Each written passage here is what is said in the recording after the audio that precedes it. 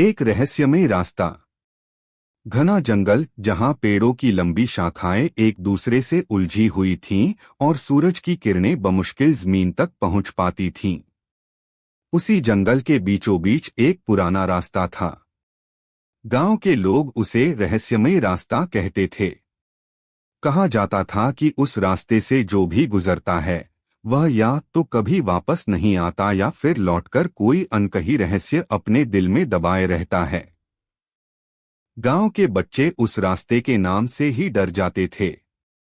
लेकिन आरव एक जिज्ञासु और साहसी लड़का हमेशा सोचता था, आखिर इस रास्ते में ऐसा क्या है जिसे सब छुपाते हैं।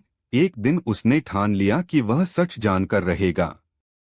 रात का समय था, चांद आधा बादलों में छिपा हुआ। हाथ में लालटेन लिए आरव उस रास्ते पर कदम रखता है।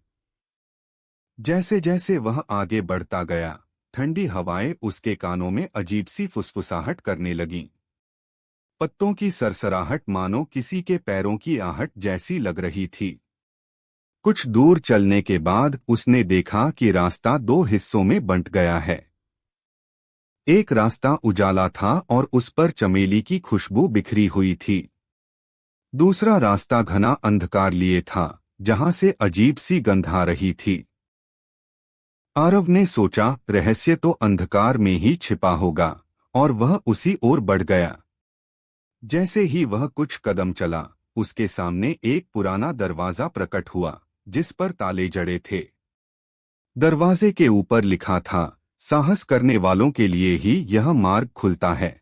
आरव ने गहरी सांस ली और ताले को छूते ही दरवाजा अपने आप खुल गया।